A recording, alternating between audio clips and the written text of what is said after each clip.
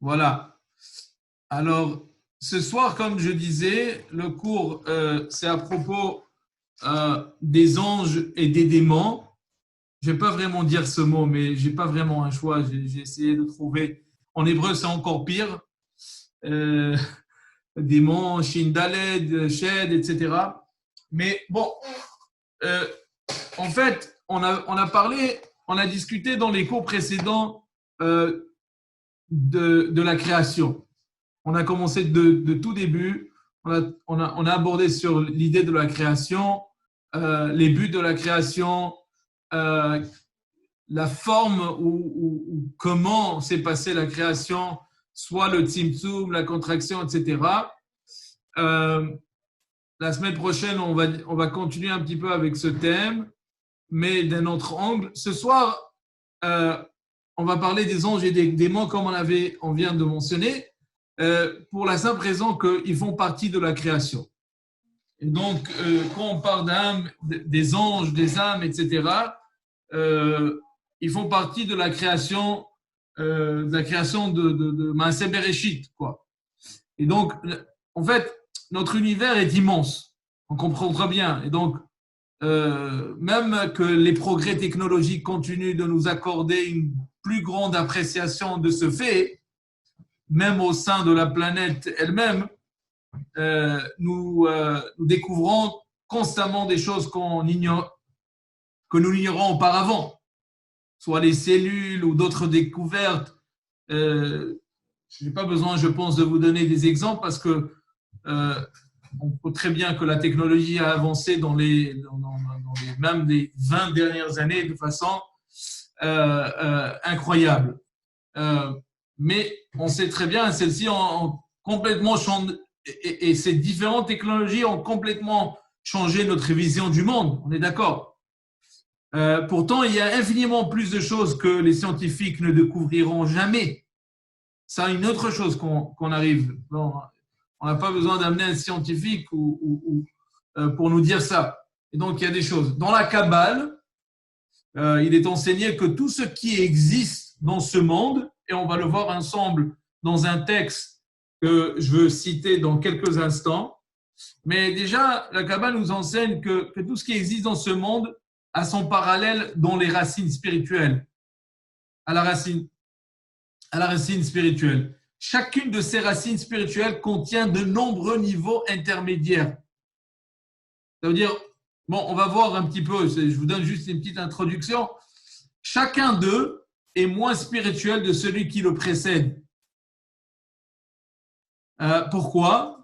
Pour la seule raison par qu'il se rapproche de la réalité physique. Comme un genre d'enchaînement, on va voir une certaine chaîne d'événements. Au bout de cette chaîne, l'autre monde est celui qui est amené dans la réalité physique et donc affecté par elle. Ainsi, ce que nous voyons se produire dans ce monde n'est que le maillon inférieur d'une chaîne d'événements invisibles. Donc, il y a des choses qu'on ne voit pas. On est d'accord sur ça. Mais comment est-ce que ça se passe du moment de la création? Parce que, très bien, je vous ramène un petit peu en arrière, les amis, parce que du moment de la création, on sait très bien que à partir de quoi a été créé le monde, sans rentrer dans tous les détails, à partir de rien, du néant. Mais de ce néant, ce qui a été, qui a présenté énormément de difficultés à des philosophes dans toutes les générations, comment peut-on créer quelque chose de rien? Le néant. Et donc, ça va être le cours de la semaine prochaine, mais déjà, on comprend que à partir de ce néant, tout a été créé. Ça a été créé dans une chair de chaîne, un qui précédait l'autre, comme si on trouvait des anneaux, un qui est rattaché à l'autre, on sort de chaîne jusqu'à qu'on arrive à un monde physique. Et donc, le plus qu'on descend, le plus que la chose est loin de sa source, loin non seulement, non, loin, comme qu'on avait expliqué auparavant, pas dans une distance d'une proximité physique, mais d'une proximité spirituelle. Le plus que la chose s'écarte et qui est assemblée par des niveaux, elle s'éloigne de la lumière de Dieu, façon de parler, et donc elle devient plus opaque, elle devient moins spirituelle, elle devient jusqu'à ce monde physique matériel. Ok, maintenant, je viens de citer aussi qu'il y a plusieurs intermédiaires, et c'est un de ces intermédiaires, c'est ce qu'on appelle les anges. Maintenant, évidemment, vous savez tous que, les amis, on a tous une idée de quoi il a l'air les anges, mais ne vous faites pas des idées, ce n'est pas nécessairement des anges qui sont tout blancs avec des grosses ailes, etc. C'est peut-être, mais peut-être pas. Et donc, ils n'ont pas de forme physique. Mais déjà, avec cette connaissance qu'on vient de présenter, on peut commencer à comprendre ce que sont les anges. Les maîtres de Kabbalah écrit que les anges sont des êtres que Dieu a créés dans un fin d'effectuer la transition de la racine spirituelle au physique. Entre autres, les sages nous disent que chaque herbe a un ange qui frappe et lui dit de grandir. Bon, c'est un adage dans le Talmud. Ça veut dire que chaque chose qui existe, l'existence de chaque chose, l'intermédiaire entre, si on veut, le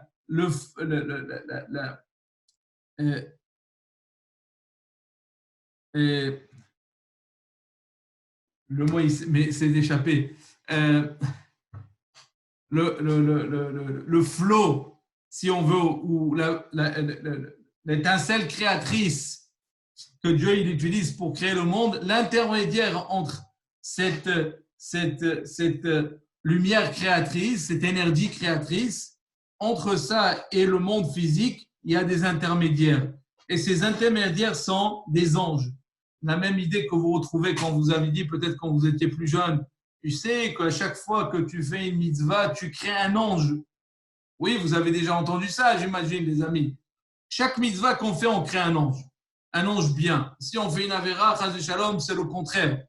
Et donc, il y a cette énergie qui est là et qui est l'intermédiaire entre le monde physique et le monde matériel et le monde spirituel.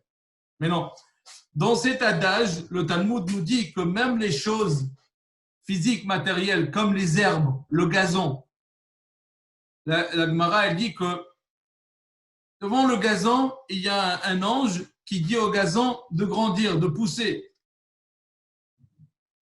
Oui? Et donc, alcool et makéoto vomir l'abdol. Qu'est-ce que cela veut dire? Le Harizal, il explique que ce que ça veut dire, c'est que ça signifie que chaque détail physique dans ce monde a un ange qui le fait exister. Et j'emploie le mot que nos sages nous enseignent, le mot en hébreu pour l'ange, c'est quoi? Malach. C'est quoi un malach? Le malach est défini comme agent. En fait, que l'essence entière d'un ange n'est que la manifestation de la volonté de Dieu.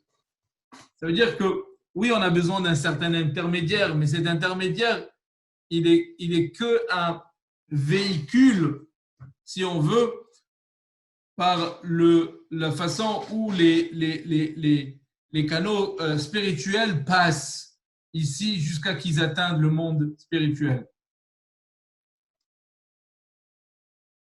Je vais un petit peu aborder sur ce point. Est-ce qu'on a une question avant que je passe à quelque chose d'autre? Je passe à un peu plus profondément sur cette idée? Ok. Alors, je vous veux citer quelque chose dans les écritures de la Kabbale.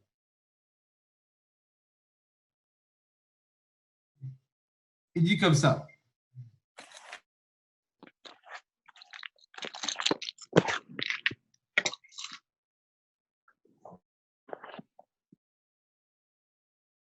Il dit comme ça.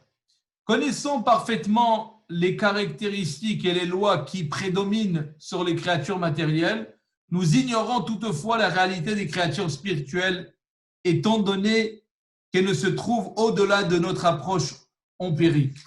Ça veut dire que, en fait, l'être humain ne peut pas voir des anges. Du fait que, ça veut dire qu'il ne peut pas voir des anges.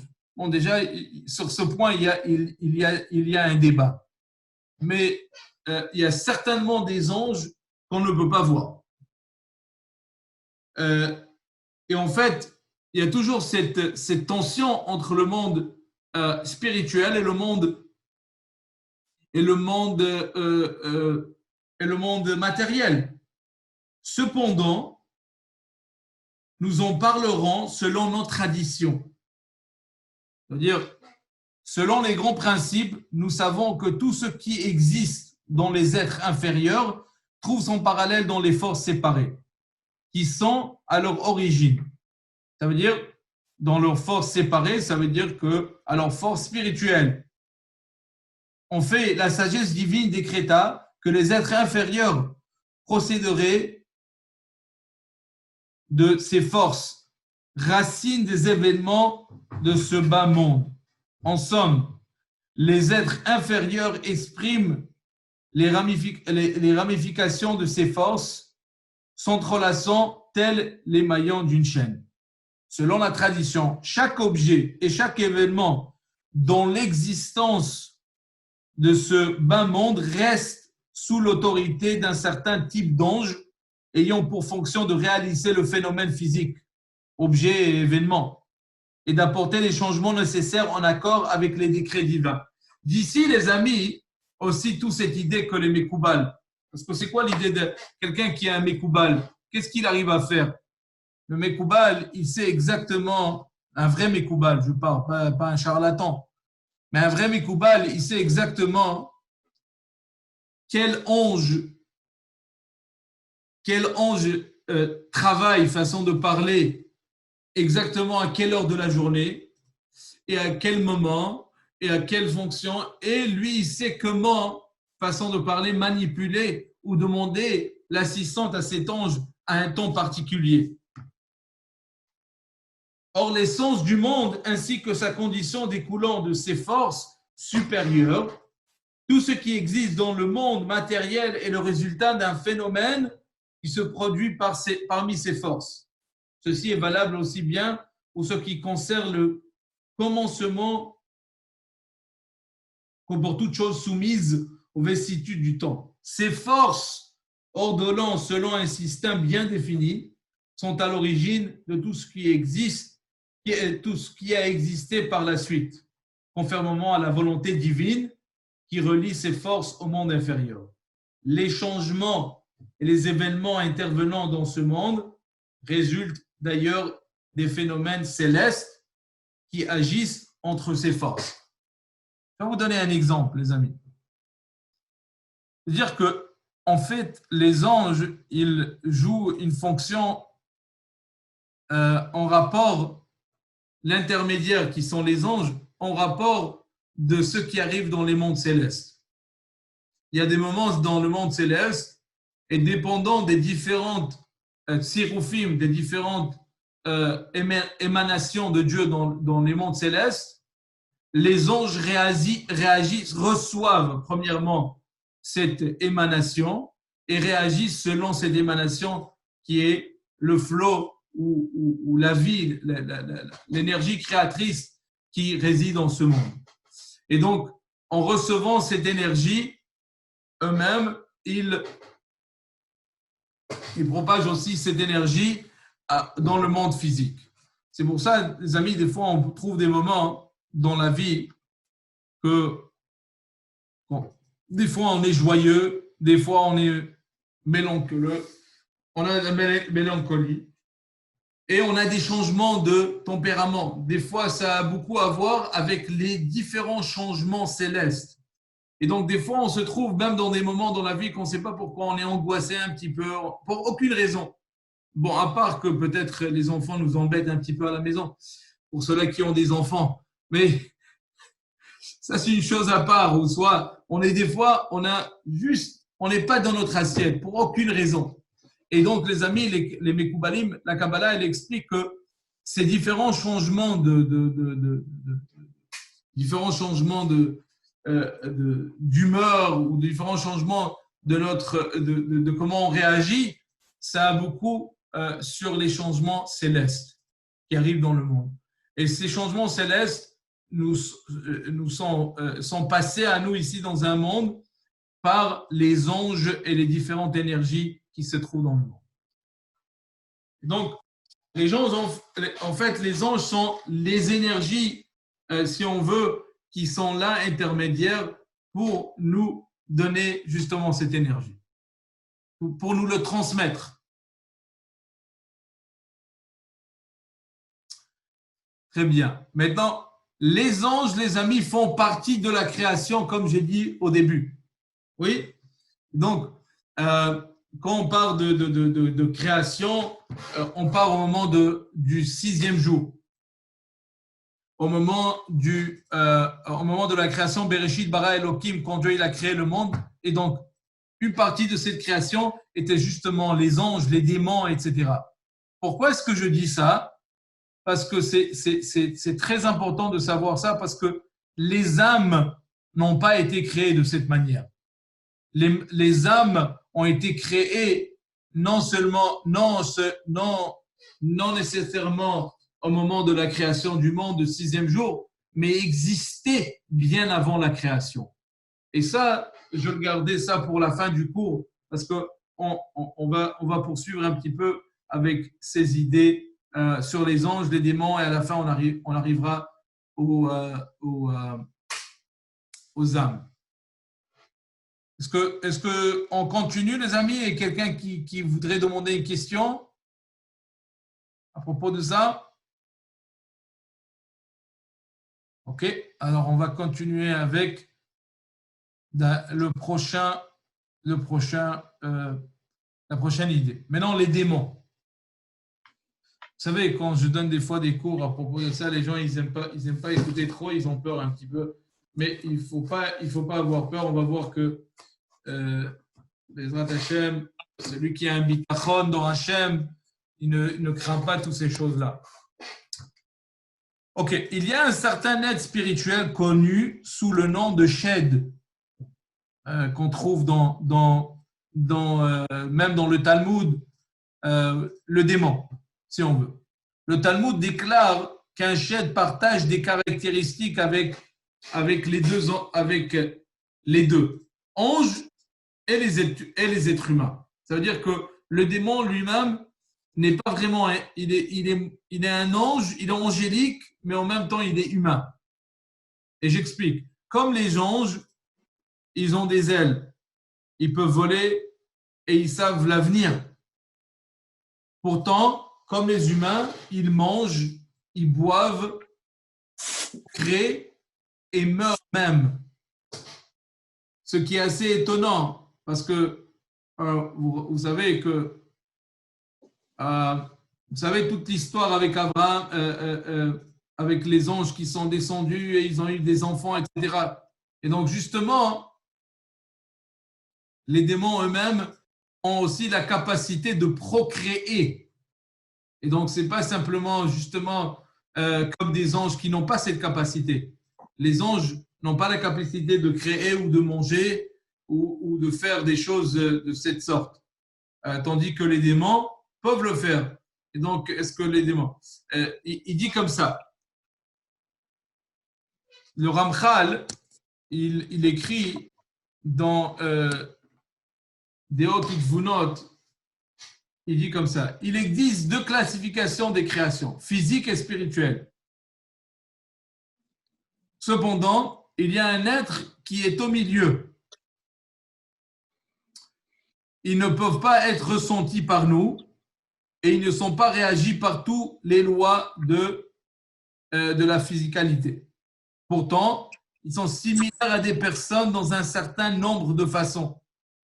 Cet être s'appelle un Shed. Oui. Même on trouve, par exemple, dans le Talmud, qui déclare que 10 choses ont été créées vendredi après-midi pendant le crépuscule. Et une de ces choses, c'était les Shedim. Vous vous rappelez de cette, les amis, vous vous rappelez un peu de ce Pirkei Avot? Dans le Pirkei Avot, c'est écrit que Dieu il a créé plusieurs choses, Ben Hashmashot, au moment du crépuscule. Qu'est-ce qu'il a créé? Il en a créé au moins 10 choses.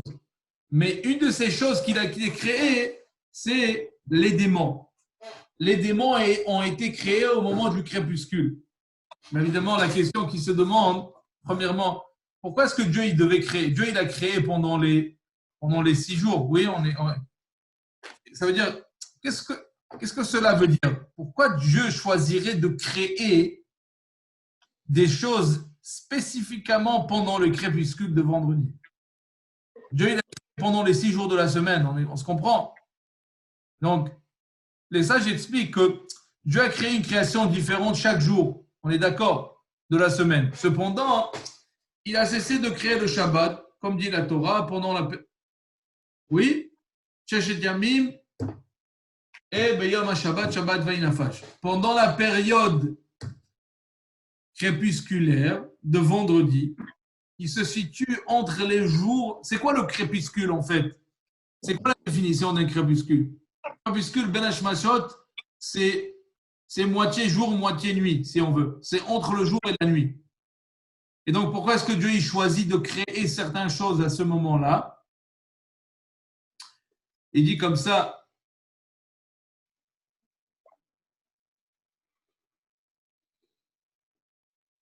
pendant la période de vendredi et de crépuscule, qui se situe entre le jour de la semaine et le jour de Shabbat, où Dieu il cesse de créer, Dieu a créé ces choses qui sont entre le monde physique et le monde spirituel. C'est exactement la raison pourquoi les Shedim, les démons, oui, ont été créés à ce moment-là, exactement.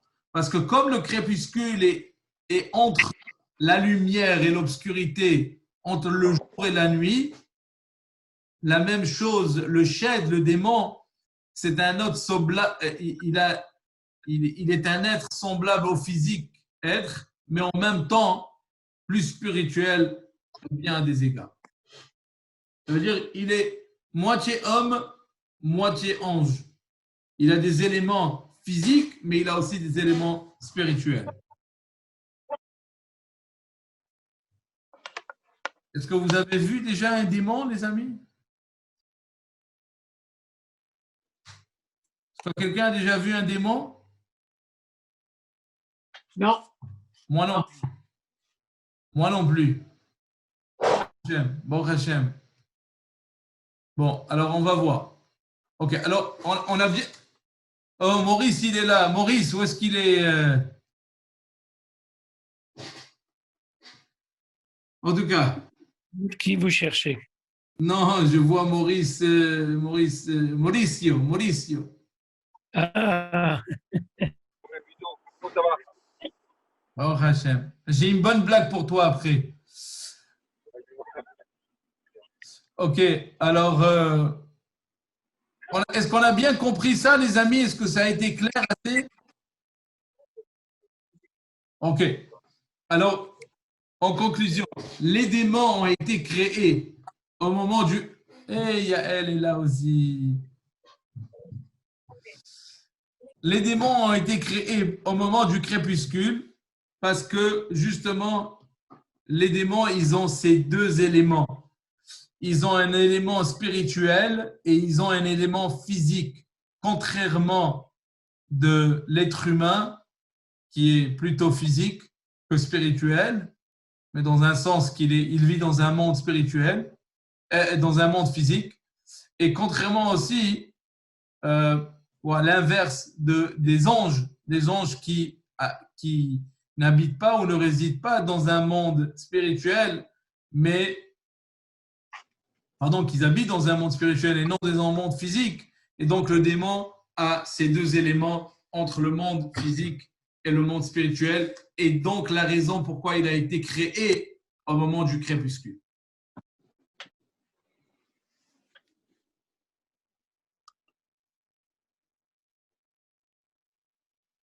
Ok. Maintenant, est-ce que on va arriver déjà à cette idée, est-ce que les démons existent de nos jours? Certains me disent, monsieur le rabbin, moi je vois des démons tous les jours. Mais bon, je ne parle pas de ces démons-là, je parle de vrais démons. Mais avant qu'on arrive à ça, oui, Élodie, tu voulais dire quelque chose? Non. Ok. Non, pas du tout. Ça va. Ok. Alors, premièrement, est-ce qu'on a le droit d'utiliser des démons et des anges? Est-ce qu'on aurait le droit de les utiliser? Déjà, comment on va les utiliser, c'est une autre chose. Mais est-ce qu'on aurait le droit de les utiliser pour certaines choses? Parce que maintenant, même la magie noire ou des choses comme ça, est-ce que c'est quelque chose qui est permis? On sait très bien dans la Torah que ce n'est pas quelque chose de permis, mais les textes nous enseignent qu'il est possible, par certains moyens, de faire usage d'un ange. En d'autres termes, on peut provoquer l'ange à souligner un détail particulier dans l'univers pour affecter ce détail dans une certaine façon. Cependant, les sages nous avertissent que seules les grandes personnes peuvent faire usage. Et même alors, ce n'est oui, c'est évidemment que même quand ils font usage de ces choses, ils font usage de façon qui a des fins saintes. Oui, c'est pas quand on les utilise pour avoir des choses qui sont impures. De même, par certains moyens, il est possible d'utiliser des démons. Comment est-ce qu'on peut faire ça? Par exemple, quelle est la preuve déjà que ces choses-là peut bien exister? Nous trouvons des preuves de cette capacité dès l'époque d'Abraham, quand Abraham a donné tous les biens à Yitzhak. Oui, Abraham, qui était le père de Isaac, et quand il lui a prodigué tout son bien, il dit à son fils, le verset déclare qu'il a fait des cadeaux aux enfants de ses concubines. Dans le Talmud, il demande quel cadeau il leur a donné. Et il répond qu'il leur a donné Shem Tum'a, le nom impur. Ça veut dire le nom impur. J'explique qu'il leur a donné la capacité de faire de la magie, ainsi que d'utiliser des démons.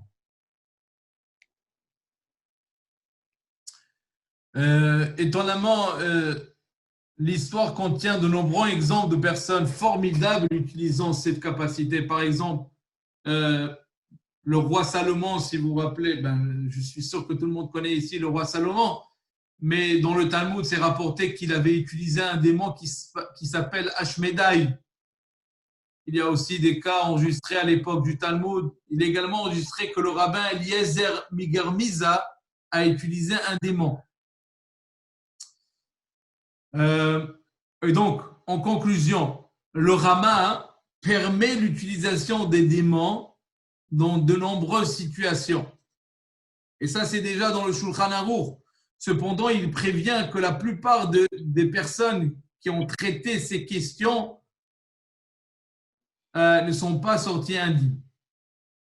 De même, le Sefer Hasidim avertit sévèrement si quelqu'un est impliqué dans l'utilisation des anges, de démons ou de certains types de magie, ce ne sera pas un avantage pour lui à la fin. De mauvaises choses vont arriver à lui et à ses enfants pour les restants de ses jours.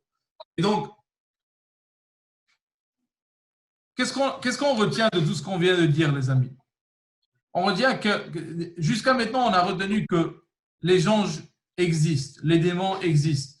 On peut faire même utilisation de certains de ces anges, de ces démons, soit évidemment, les textes nous disent qu'il faut faire attention, c'est juste les hommes saints qui peuvent faire de ces choses-là. Et même dans les cas qu'ils doivent le faire, il faut faire très attention parce que ça peut nuire à la santé d'une personne. Et donc, contrairement découragé, si quelqu'un nous dit « ouais, c'est un Mekoubal, il sait faire des trucs, il fait de la sorcellerie, il fait des choses, etc. Il faut faire très attention à ces choses-là. Pour la simple raison, c'est que même si une personne vous dévoile quelque chose, ça ne veut pas dire que c'est pas, ça veut pas dire qu'il n'a pas eu la capacité de vous dire quelque chose, de vous dévoiler quelque chose que vous n'avez pas su. C'est très bien. Mais en même temps, il faut savoir que ça pourrait être aussi de la magie, ça pourrait être quelque chose qui peut nuire à la personne. Non seulement ne pas l'aider, et donc la nuire. Et donc, évidemment, que de nos jours, bien sûr qu'il y a certaines personnes qui sont saints et ils ont la sainteté, ils sont appelés des Mekoubalim, etc. Mais il faut en même temps faire attention que ce n'est pas des personnes qui utilisent, bon, je ne veux pas utiliser le mot charlatan, mais qui ne font pas des bêtises, quoi. Parce qu'on peut nuire à la personne, non seulement à la personne qui fait cette magie, mais même aux personnes qui sont impliquées. Donc, l'utilisation des anges et des démons, etc., n'est pas encouragée dans la religion, certainement pas la magie. Non seulement ce n'est pas encouragé, dans certaines situations, pourrait être aussi à Issou. Mais évidemment, ça c'est pour l'utilisation des démons. Il y a quelqu'un qui veut demander une question avant que j'avance? La prochaine question, vas-y. En fait, la Kabbalah, parfois, on va utiliser aussi certains mots, certaines choses qui vont. Pardon, des fois, si on fait la Kabbalah? On va utiliser parfois des mots ou des noms d'anges ou de.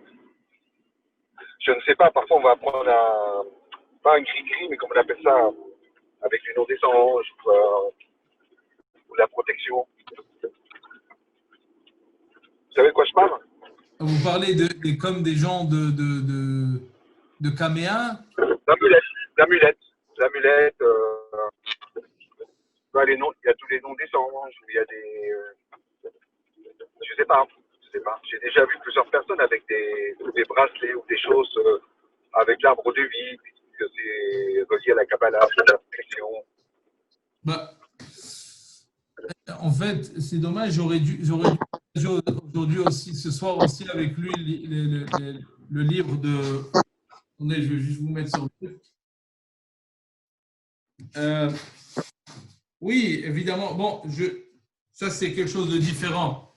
Il y a des gens qui écrivent certains noms de Dieu sur les différents noms de Hachem, sur des petits parchemins, ils le portent sur eux, soit aussi des noms de différents anges. Ça, il n'y a pas de souci. Oui, il n'y a aucun problème avec ça. Mais quand on essaie d'utiliser un ange, ça veut dire de faire appel à un ange. Oui, qu'il intervienne et qu'il fait certaines choses à notre égard. Là, il y a un petit problème. Là, il faut faire attention. Là, il faut faire aussi. Si quelqu'un vous dit oui, je vais parler avec quelqu'un, il peut prédire le futur, etc. Ça, c'est des choses qu'il faut faire attention. Ça, c'est des choses qu'on sait très bien d'où est-ce qu'elle vient, c'est qui la source, etc., etc. Évidemment que vous savez qu'il y a un livre qui s'appelle, et ça c'est peut-être le premier livre de Kabbalah qui s'appelle Raziel Amalach, l'ange Raziel. L'ange Raziel, apparemment, s'est dévoilé à Adam, déjà à Adam Arishon, et il lui a donné un livre où se trouvaient tous les secrets de ces livres. C'est dommage, j'aurais dû un petit peu aborder plus sur ce Raziel Amalach, peut-être dans le prochain cours. C'est en fait le premier livre de Kabbalah qu'on connaît. Beaucoup d'entre nous peut-être connaissent le livre de la création, Sefer HaYetzira, etc.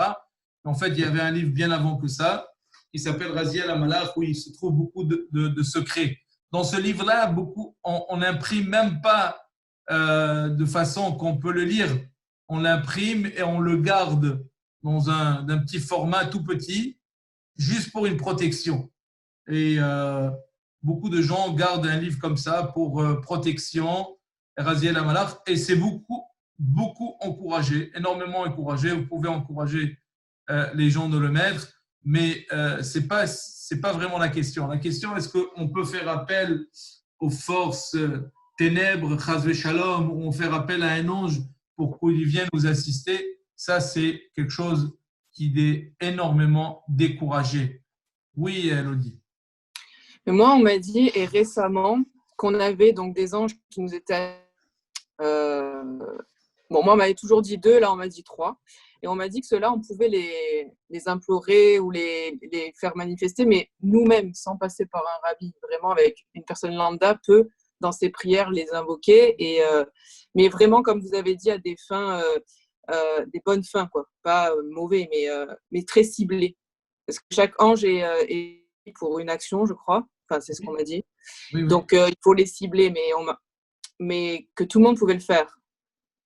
100%. 100%. Ok, alors ça c'est en fait une autre question qui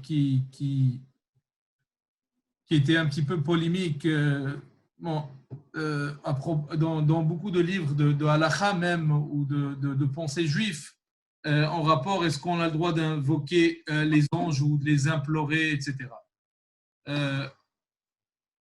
Alors, en conclusion, c'est que quand on fait appel à un ange, on ne fait pas appel à un ange parce que quand on fait appel à un ange, c'est en reconnaissance que l'ange, c'est simplement l'intermédiaire. Ce n'est pas lui qui donne la bracha, ce n'est pas lui. Simplement, il est un intermédiaire, que cet intermédiaire, justement, Dieu, il a mis en place, comme on vient de voir que les anges, en fait, c'est l'intermédiaire entre ce monde physique et le monde spirituel. Et donc, oui, ils peuvent intervenir des fois à notre égard où on peut les implorer, mais c'est toujours dans la conscience qu'ils sont simplement des véhicules dans lesquels Dieu il transmet ses messages ou il transmet ses brachot, etc.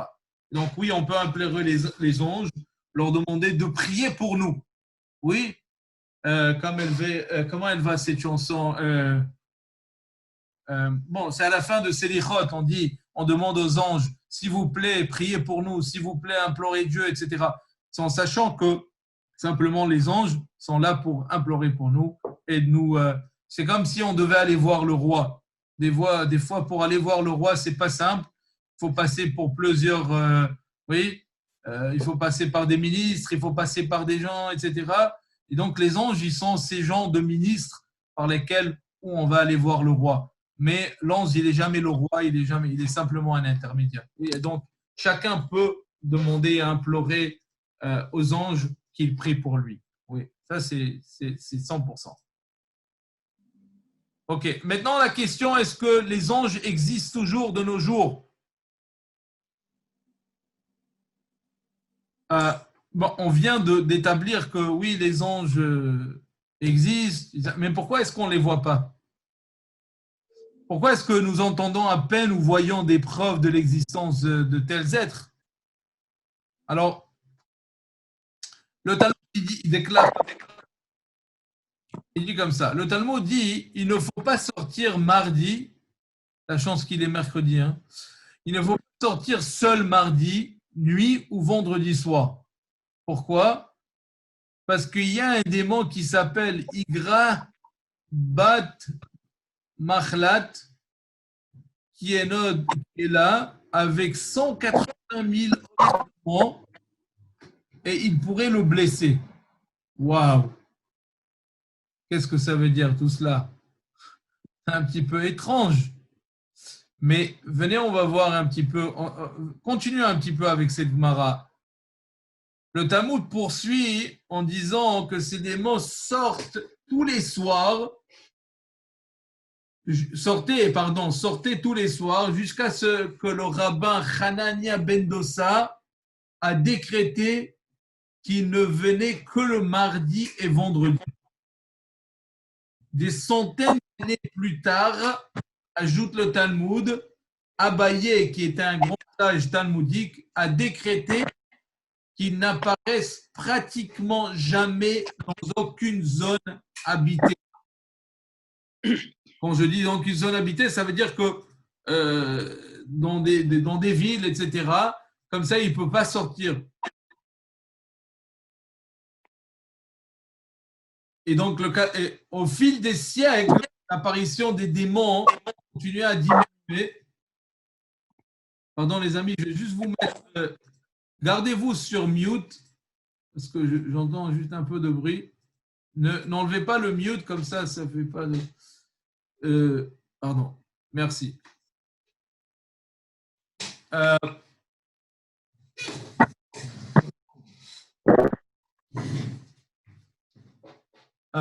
Très bien. Alors, et je disais, au fil des siècles, l'apparition des démons a continué de diminuer. Et en fait, le Tosfot écrit que certaines lois observées à l'époque talmudique qui concernent les démons ne s'appliquent plus pour cette raison. Plus récemment, même le Ben Ishraï a écrit que l'apparence des démons a diminué encore plus à notre époque. Bon, pourtant, il y a une histoire, vous savez, il y a une histoire très fameuse qui était dans une ville quelque part en Europe, qui était dans la ville de... Pardon, j'entends toujours des...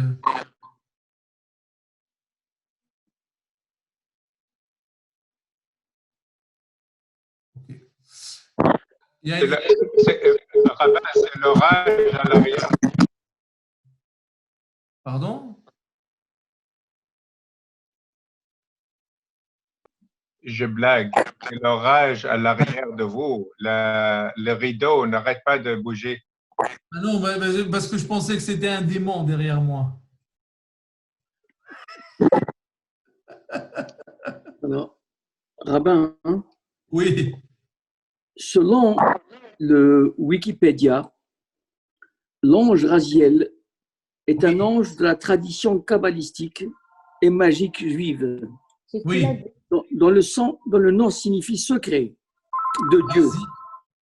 Exactement. Et dont la fonction est précisément de révéler les secrets de Dieu.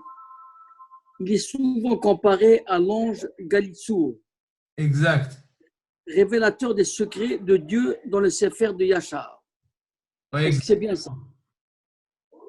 le Sefer HaYashar, c'est le Sefer, oui, c'est précisément ça. Et en fait, c'était ça ce que Raziel Amalach, l'ange Raziel, a transmis à Adam Arishon dans la tradition juive.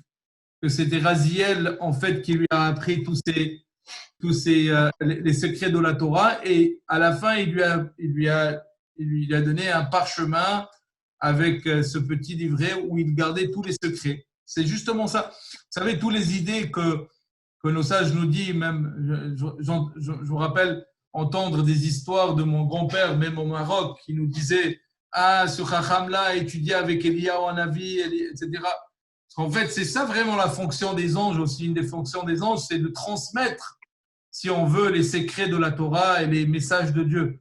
C'est justement ça. Ils sont des intermédiaires par lesquels ils transmettent les messages de Dieu.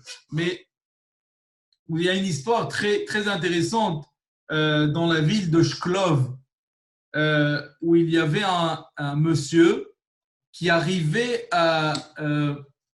Qu'est-ce qu'il arrivait à faire? Il arrivait à lire un livre entier en quelques minutes. Vraiment, ça lui prenait à peine qu'il ouvrait le livre, il arrivait à le lire en quelques minutes et de réciter le contenu de tout le livre qui lui a été présenté comme ça. Pardon, même sans le lire. Pardon, c'était ça vraiment le truc.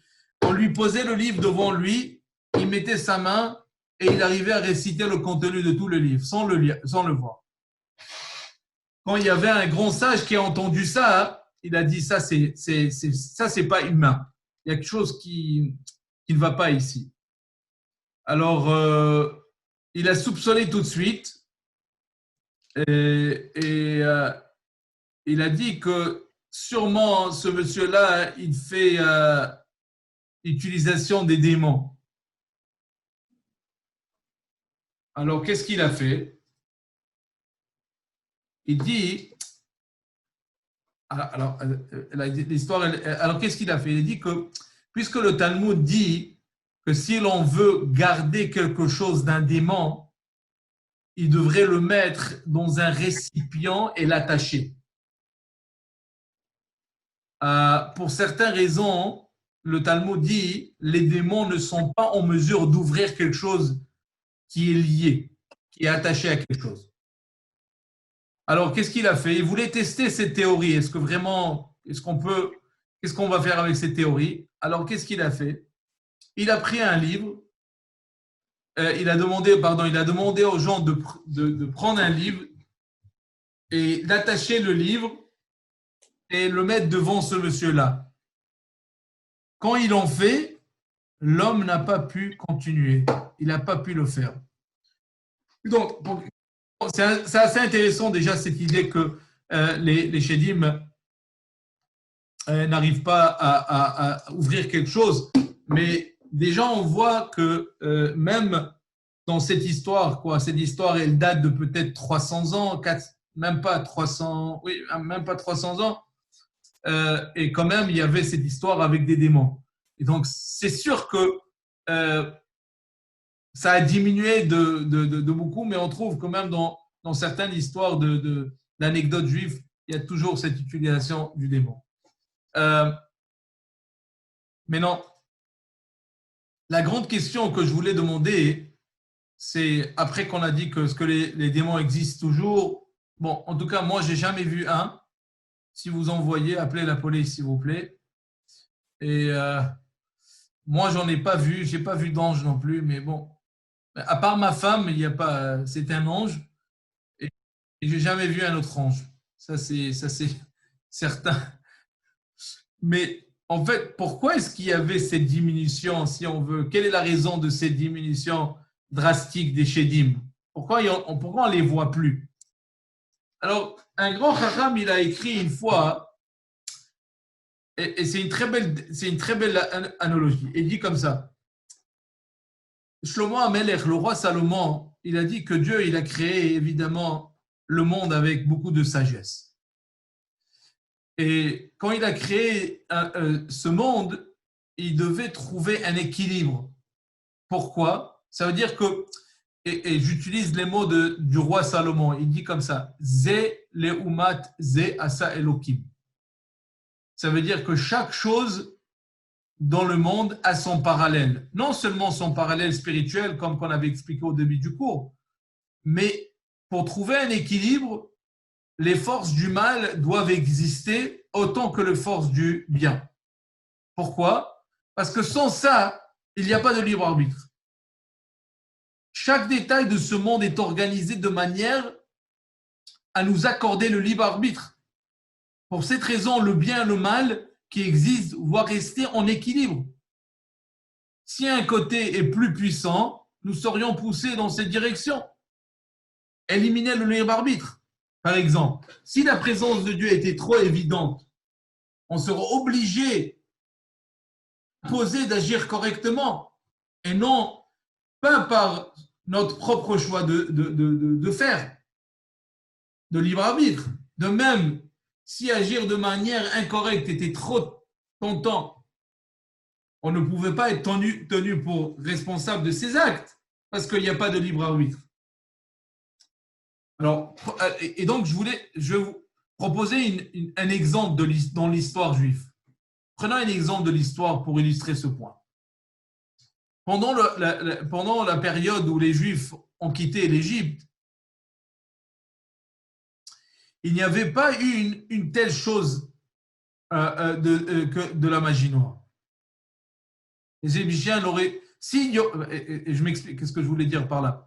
S'il n'y aurait pas une telle chose comme la magie noire, les Égyptiens n'auraient pas eu de libre arbitre.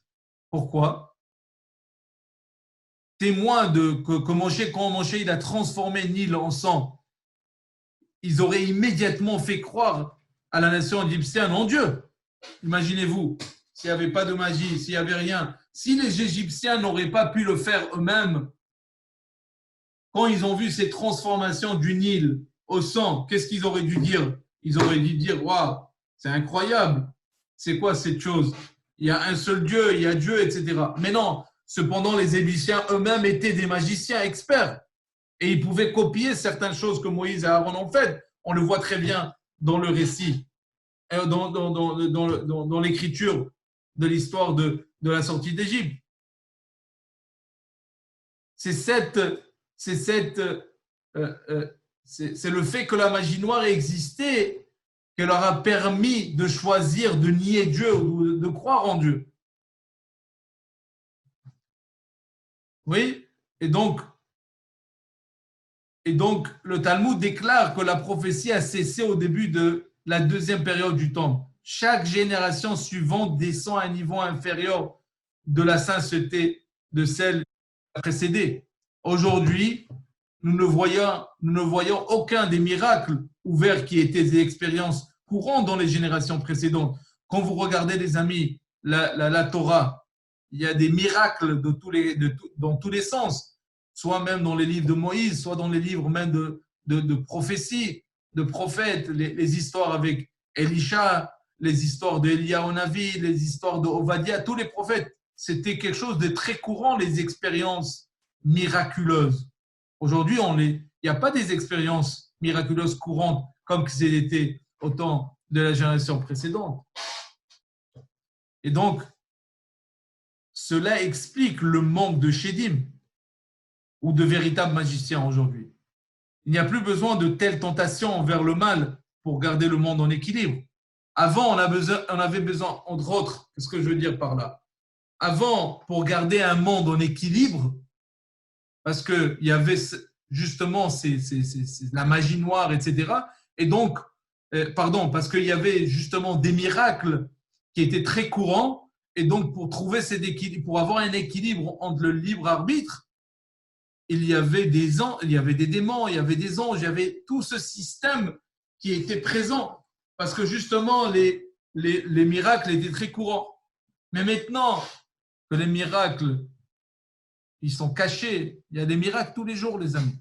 Mais ils ne sont pas dévoilés. On ne les voit pas. Il faut vraiment les chercher. Il faut aller les voir. C'est sûr qu'il y a des miracles. Moi, j'en vois tous les jours. Mais pas des miracles comme la traversée de la mer. Ça, je n'ai jamais vu. Des miracles qui brisent les lois de la nature, ça, je n'en ai pas vu. Mais dans le temps, ça existait. Et donc, pour avoir un équilibre entre le bien et le mal, il y avait une présence d'anges et de démons, etc. Et donc, ça, c'est pour ce qui en est pour les anges et les démons. Pour conclure le cours de ce soir, je voulais juste finir avec le fait que même que l'idée des anges et des démons nous semble très métaphysique, très intéressante. On est intrigué des fois par l'idée des anges, que nos anges parlent à l'homme, etc. Mais sachez que les âmes sont à un niveau beaucoup plus élevé que les anges.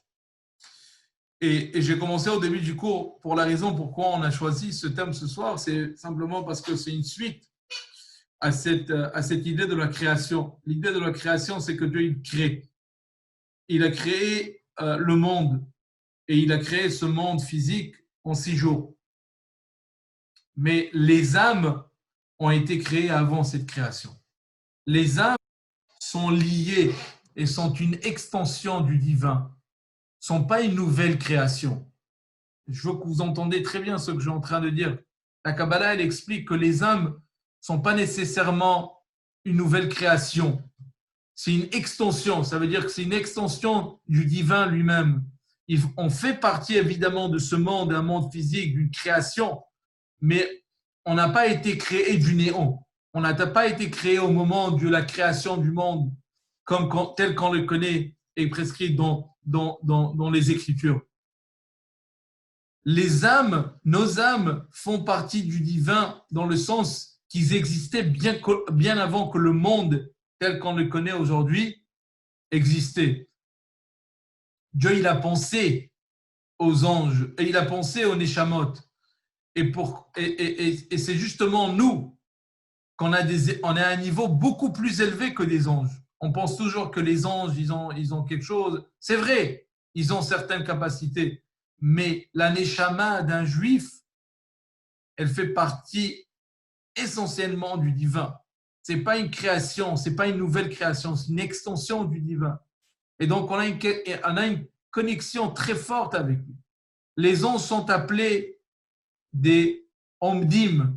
Omdim, littéralement traduit, ça veut dire qu'ils sont debout. Ce que cela veut dire, c'est qu'ils n'ont pas une progression, ils n'avancent pas, ils n'ont pas une croissance. Ils sont toujours, ils ont une certaine shlichut, ils ont une certaine mission à accomplir et c'est tout. L'homme, l'être humain, il a toujours une capacité d'avancer.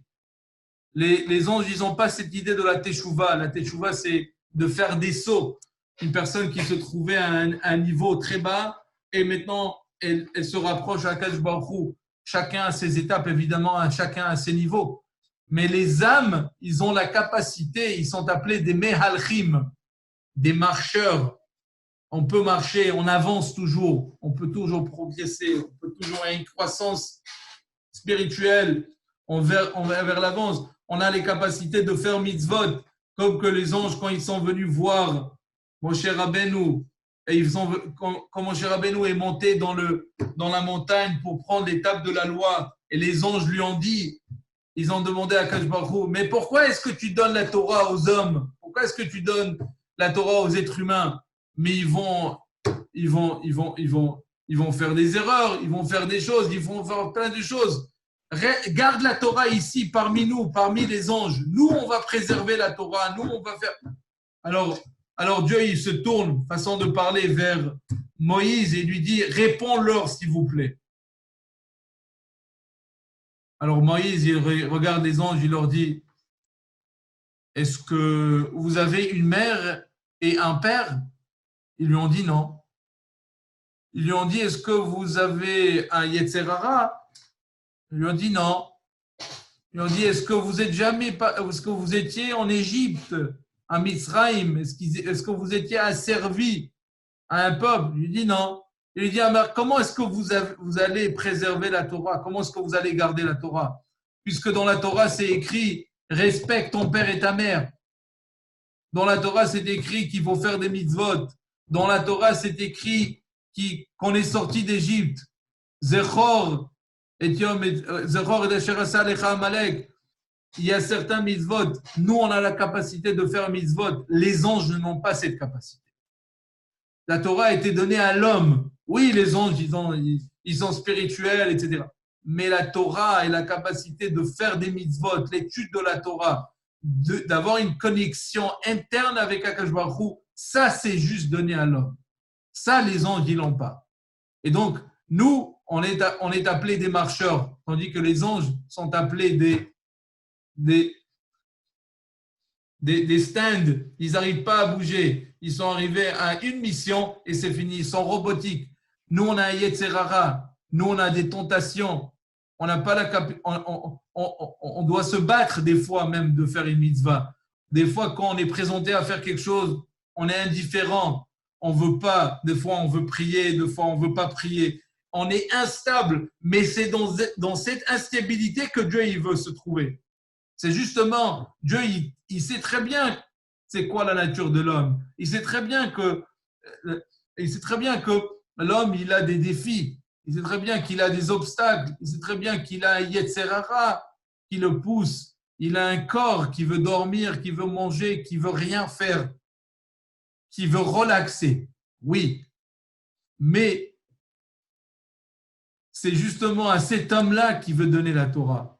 Parce que c'est cet homme qui choisit de faire une mitzvah. C'est cet homme, c'est cet être humain qu'avec tous les défis, avec tout le Yetzer Hara, il choisit par son propre libre arbitre d'accomplir la volonté de Dieu. Et ça, c'est la grandeur des Neshama, beaucoup plus grande que même, certainement que les démons, et même plus grand que les anges. Bon, Khim Tiyou.